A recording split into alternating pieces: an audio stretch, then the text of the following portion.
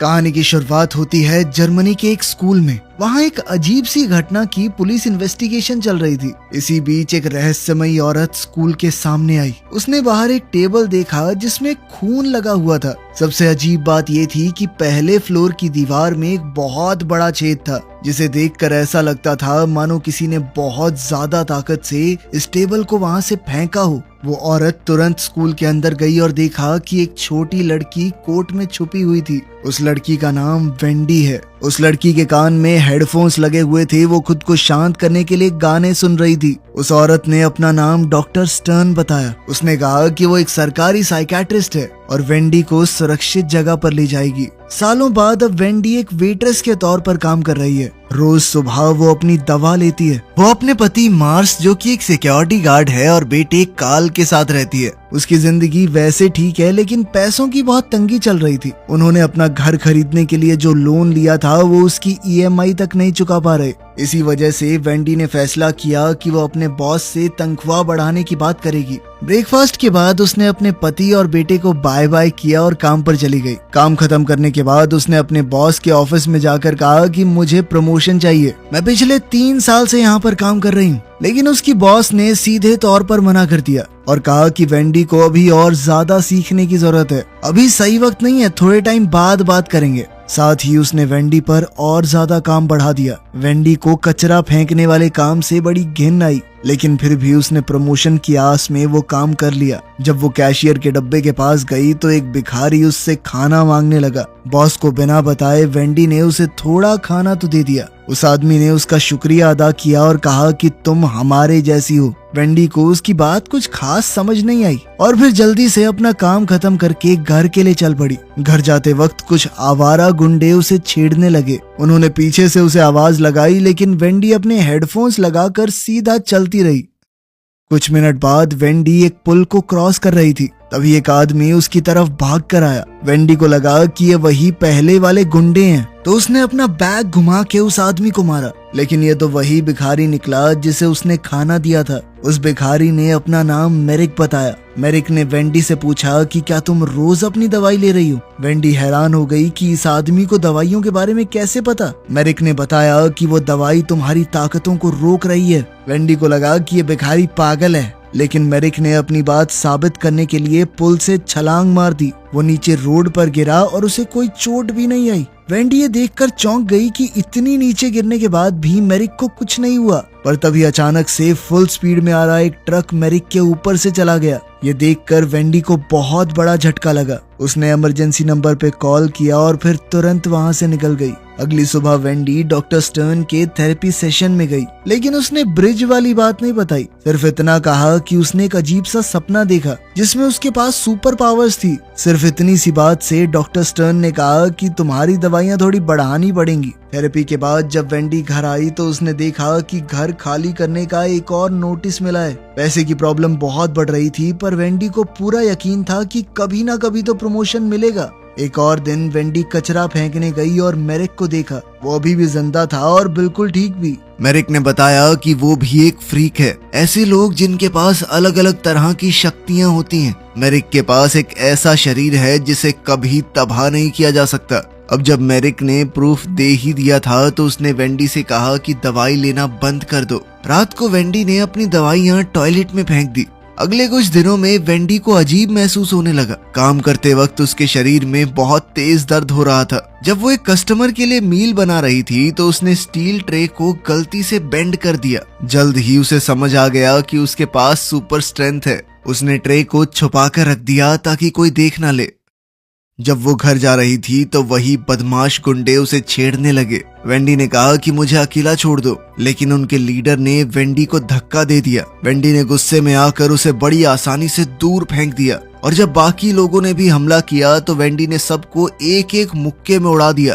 पहली बार वेंडी को लगा कि वो आजाद और खुश है। अगली सुबह वेंडी बहुत खुश होकर अपना काम कर रही थी। तब डॉक्टर स्टर्न बिना बताए वहां आ गई और बोली कि वेंडी ने थेरेपी सेशन को मिस कर दिया। उसने वेंडी को उसकी दवाइयों का फायदा समझाया। वेंडी को शक तो हो रहा था, पर फिर भी उसने वादा किया कि मैं अगले हफ्ते से जरूर आऊंगी। डॉक्टर के जाते ही बॉस वेंडी के पास आई, हाथ में वही मुड़ी हुई स्टील की ट्रे पकड़े हुए। उसने वेंडी पर इल्जाम लगाया कि मुझे पता है तुमने किया होगा ये, और साथ ही कहा कि तुम्हारी सैलरी से पैसे काटूंगी मैं। इस बात से वेंडी को गुस्सा आ गया। उसने बॉस को शर्ट से पकड़ा और हवा में उठा लिया। अगर तूने मेरे पैसे काटे ना मोटी, तो जिंदगी भर पछताएगी। इस हरकत से बॉस डर कर ऑफिस में भाग गई। इसके बाद वेंडी मेरिक से मिलने गई और उससे अपनी पावर्स के बारे में पूछा। मेरिक ने बताया कि दुनिया में हम जैसे बहुत से लोग हैं, लेकिन सरकार वही दवाइयां देकर उनकी ताकतों को छुपा रही है। अगर वेंडी को और सच्चाई जाननी है तो उसे थेरेपी बिल्डिंग की जांच करनी चाहिए। वेंडी बिल्डिंग में गई, लेकिन वो पूरी तरह बंद थी। वो सोचने लगी कि बिना शोर किए अंदर कैसे जाऊं। फिर उसे एक सुपर हीरो मूवी याद आई, जिसके अंदर हीरो एक बिल्डिंग से दूसरी में जंप करता है। वेंडी ने भी सोचा कि हो सकता है मैं भी कर लूं, और वो सच में जबरदस्त छलांग लगाकर बिल्डिंग के अंदर घुस ही गई। अंदर वेंडी को एक फाइल मिली जिसमें बहुत से पेशेंट्स के रिकॉर्ड्स थे। उनमें उसके साथ काम करने वाले आदमी एल्मार की फाइल भी थी। ये देखकर वेंडी को शक हुआ कि एल्मार भी एक फ्रीक है। वेंडी उसके घर गई और देखा कि वो अपनी दवाइयां लेने ही वाला था। वेंडी ने उसे रोका और बताया कि ये दवाइयां तुम्हारी ताकतों को रोक रही हैं। जाहिर सी बात है कि एल्मार को भी ये बात बहुत अजीब लगी, लेकिन वो सुपर हीरो मूवीज का बहुत बड़ा फैन था, तो उसने वेंडी की बात मान ली। साथ ही वो अपने पिता और सौतेली माँ के साथ रहकर परेशान हो चुका था। वो लोग हमेशा उसे नीचा दिखाते रहते। अगर उसके पास सच में शक्तियां हैं तो हो सकता है घर में उसकी इज्जत बढ़ जाए। इसीलिए उसने वादा किया कि अब मैं दवाइयां नहीं लूंगा।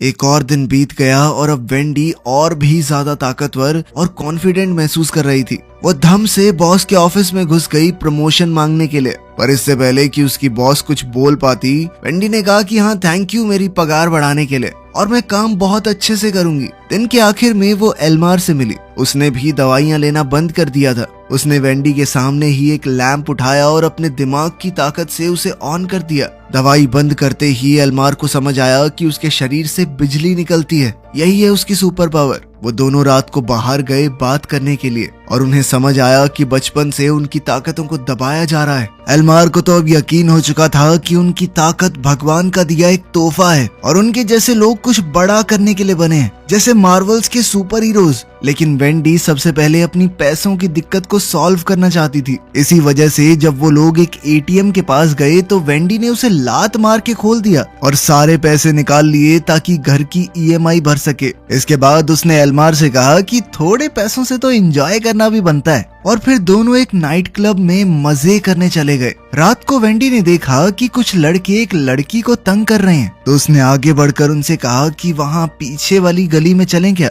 जैसे ही वो लोग थोड़ी सुनसान सी जगह पर गए, वेंडी ने सबको पीट दिया। उसकी सुपर स्ट्रेंथ का मुकाबला वो लोग कहाँ कर सकते थे। एक लड़के ने फिर भी पीछे से हमला करने की कोशिश की, पर एल्मार टाइम पर आ गया और उसे बिजली का झटका देकर गिरा दिया। वेंडी ने इसके लिए एल्मार को शुक्रिया कहा और फिर दोनों अपने अपने घर चले गए। घर पहुंचकर वेंडी ने अपने पति को लिविंग रूम में सोते हुए पाया। वो जैसे ही उठा, वेंडी ने उसे लोन चुकाने के लिए पैसे दे दिए और फिर दोनों ने कुछ प्यार भरे लम्हे साथ बिताए। अगले दिन वेंडी अपने बेटे कार्ल को स्कूल से लेने गई और देखा कि 3 लड़के उसे परेशान कर रहे थे। उन बच्चों का लीडर वेंडी को आता देख उसका भी मजाक उड़ाने लगा, लेकिन बच्चों को कुछ करने की बजाय वेंडी ने बड़ी आसानी से उन तीनों की साइकिलें तोड़ दी। कार्ल नहीं जानता था उसकी मम्मी इतनी ताकतवर है। वो वेंडी की पावर देखकर हैरान हो गया। घर का पूरा कर्जा चुकाने के बाद वेंडी ने पूल को भरना शुरू किया ताकि अपने परिवार के साथ थोड़ा समय एंजॉय किया जा सके। लेकिन वेंडी को ये नहीं पता था कि क्लब वाले लड़के पुलिस में कंप्लेंट करने गए हैं और वो ये कह रहे थे कि सुपर स्ट्रेंथ वाली एक औरत ने उनके ऊपर हमला किया।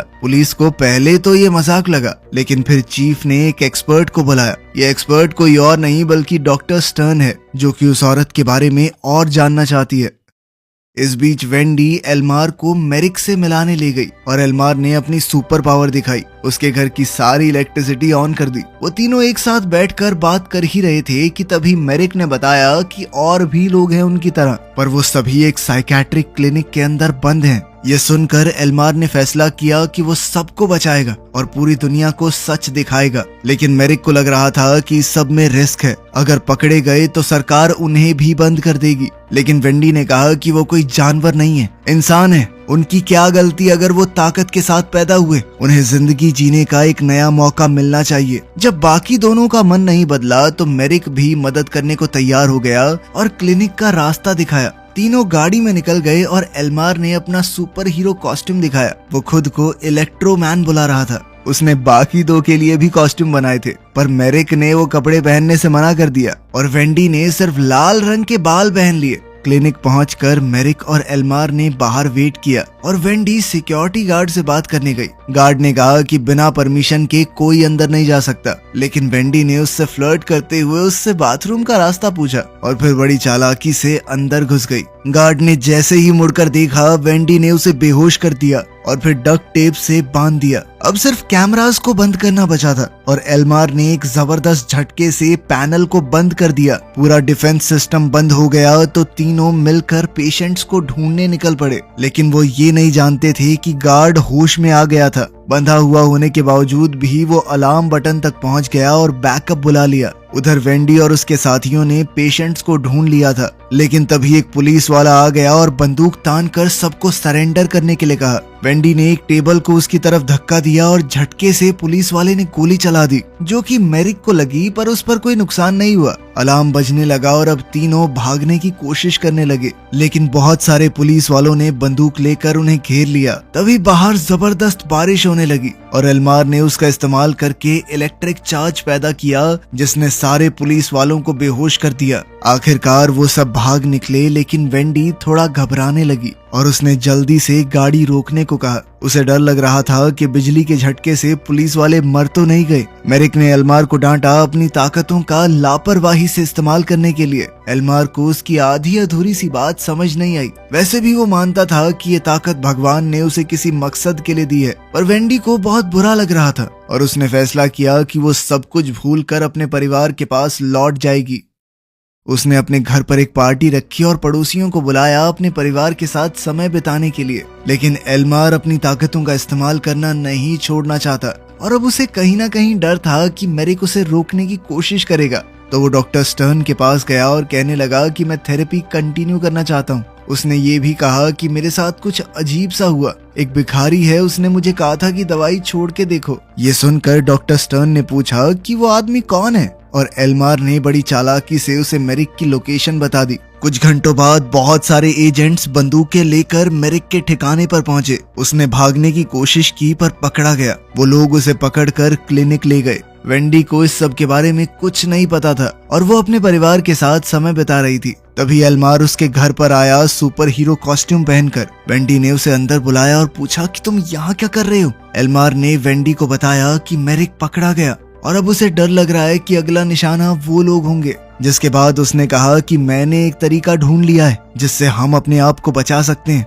वो चाहता था कि वेंडी उसके साथ चले, क्योंकि अगर वो दोनों अपनी ताकत को जोड़ दें तो उन्हें कोई नहीं रोक पाएगा। वेंडी ने इसके लिए मना कर दिया क्योंकि वो किसी को नुकसान नहीं पहुंचाना चाहती और अपने परिवार को खतरे में तो बिल्कुल भी नहीं डालना चाहती। एल्मार को उसकी ये बात पसंद नहीं आई और वो गुस्सा होकर वहाँ से चला गया। उसने फैसला किया कि ये मेरी ताकत है, मैं चाहे इसका जैसे मर्जी इस्तेमाल करूं, कोई मुझे रोक नहीं सकता। उधर वेंडी के घर पर उसके पति ने उससे पूछा कि ये आदमी कौन था और क्या चाहिए था इसे। वेंडी अब सच नहीं छुपा पाई और बताया कि एल्मार एक तरह का सुपर हीरो है। लोग हम जैसे लोगों को फ्रीक्स बुलाते हैं क्योंकि हमारे पास ताकत है, लेकिन आज तक मेरे साइकाइट्रिस्ट ने मुझे जो दवाइयां दी उससे मेरी ताकत दब गई थी। मार्स को उसकी बात पर विश्वास नहीं हुआ और कहने लगा कि तुम्हें भ्रम हो रहा है, तुम अपनी दवाइयां नहीं ले रही ना टाइम पे। ये जानकर वो डॉक्टर स्टर्न को फोन करने लगा, लेकिन वेंडी ने उसे रोकने की कोशिश की। उसने हल्का सा धक्का दिया था, लेकिन उसकी ताकत बहुत ज्यादा थी। उसके इतने जबरदस्त धक्के से मार्स के हाथ में चोट लग गई।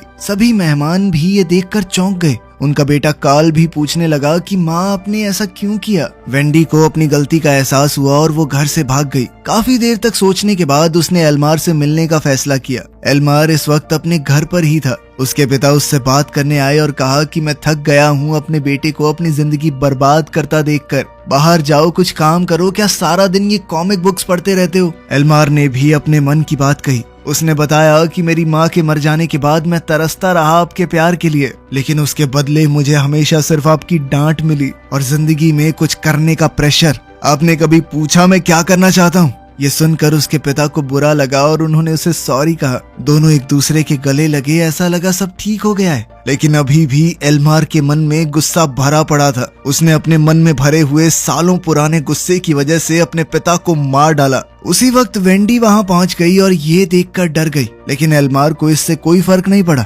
उसने कहा कि हम दोनों खास हैं, हम पैदा हुए हैं इस दुनिया पर राज करने के लिए। लेकिन वेंडी ये सब नहीं चाहती थी। वो वहां से जाने लगी, पर एल्मार ने उसे रोक दिया और बिजली का झटका देकर बेहोश कर दिया।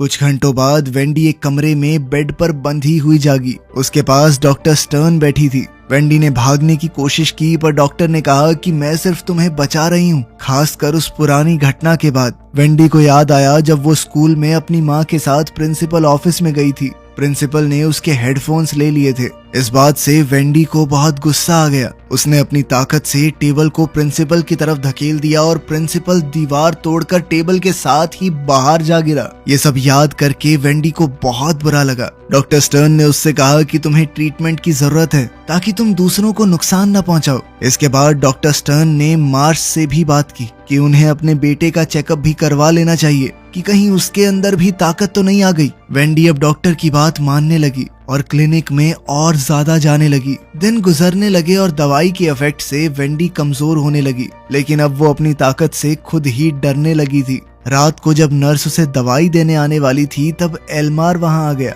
उसने वेंडी को एक म्यूजिक प्लेयर दिया, बिल्कुल वैसा ही जैसा बचपन में उसके पास था। उसने कहा कि अपनी असलियत को अपनाओ और यहाँ से निकल चलो, लेकिन वेंडी ने मना कर दिया और मदद के लिए चिल्लाने लगी। इतने में एल्मार वहाँ से चला गया और बोला कि एक दिन तुम मेरे पास जरूर आओगी। कुछ मिनटों बाद पूरे शहर में ब्लैकआउट हो गया। पावर प्लांट में कोई दिक्कत आ गई थी। उस वक्त मार्स और कार्ल घर पर ही थे जब किसी ने दरवाजा खटखटाया। दरवाजा खोलते ही एल्मार सामने आया। मार्स ने उसे पहचान लिया और कहा कि चले जाओ यहाँ से। जब एल्मार प्यार से नहीं गया तो मार्स ने उसे मुक्का मार दिया, लेकिन एल्मार ने कहा थोड़ा शांत रहो और हाथ बढ़ाकर कहा कि उठाओ मुझे। उधर क्लिनिक में पावर कट से सारे लॉक खुल गए थे और लोगों ने इधर उधर भागना शुरू कर दिया। वेंडी भी जल्दी से वहां से निकली क्योंकि उसे अपने परिवार की फिक्र हो रही थी, लेकिन डॉक्टर स्टर्न गार्ड के साथ उसे रोकने आ गई। गार्ड वेंडी को पकड़ने गया, पर मेरिक ने आकर गार्ड को गिरा दिया। डॉक्टर स्टर्न ने गार्ड की बंदूक उठाई और वेंडी पर तान दी। घबराहट में गोली चल गई जो कि मेरिक को जा लगी। दवाइयों की वजह से उसकी ताकत काम नहीं कर रही थी और वो वहीं पर गिर पड़ा। ये देखकर वेंडी को बहुत गुस्सा आया और उसने गुस्से में डॉक्टर को धक्का दे दिया, लेकिन बेचारा मेरिक इस घाव से बच नहीं पाया। मरने से पहले उसने वेंडी से कहा कि सच दुनिया को बताओ, उन्हें पता होना चाहिए हमारे बारे में। वेंडी घर भागी और देखा कि एल्मार कार्ल के साथ खड़ा था। उसके आसपास स्लॉट कार का ट्रैक लगा है जिससे एल्मार बिजली से उसे मार सकता है। एल्मार ने फिर से वेंडी को ऑफर दिया कि मेरे साथ चलो, हम मिलकर दुनिया पर राज करेंगे, लेकिन वेंडी ने मना करते हुए उस पर हमला बोल दिया। लेकिन अभी वेंडी की ताकत पूरी तरह से वापस नहीं आई थी। एल्मार ने उसे मार कर दूर उड़ा दिया। वेंडी बाथरूम के पास गिरी जहां पर मार्स भी तारों में फंसा हुआ था। उसने वेंडी की तरफ बिजली के झटके को सोखने वाले रबड़ ग्लव्स फेंक दिए। अब वेंडी जल्दी से ग्लव्स पहनकर एल्मार पर हमला करने लगी। उसके जोरदार धक्के से एल्मार खिड़की से सीधा पूल में जा गिरा। उसके शरीर में उस वक्त काफी बिजली थी और पानी में गिरते ही उसके अपने ही शरीर में शॉर्ट सर्किट हो गया और वो वहीं पर मारा गया। लड़ाई खत्म हो गई। वेंडी ने अपने परिवार को बचा लिया। उसने उन्हें बताया कि उसे कुछ दिनों के लिए भागना पड़ेगा क्योंकि उसे और लोगों को भी ढूंढना है जिनके पास शक्तियां हैं। कार्ल और मार्स ने उसकी सच्चाई को अपना लिया। वेंडी वहां से चली गई और कुछ देर बाद एजेंट्स उनके घर पर पहुंचे जहां पर उन्हें एल्मार की डेड बॉडी मिली। कुछ दिन बाद वेंडी ने अपने मिशन को शुरू कर दिया। दूसरे फ्रीक्स को ढूंढना, उन्हें आजाद करना और सच दुनिया के सामने रखना। अब वो किसी भी हाल में अपने लोगों की सच्चाई दुनिया के सामने लाने से पहले रुकने नहीं वाली थी। वीडियो पसंद आई तो लाइक कर देना, चैनल को सब्सक्राइब कर लेना। मिलते हैं अगली वीडियो में।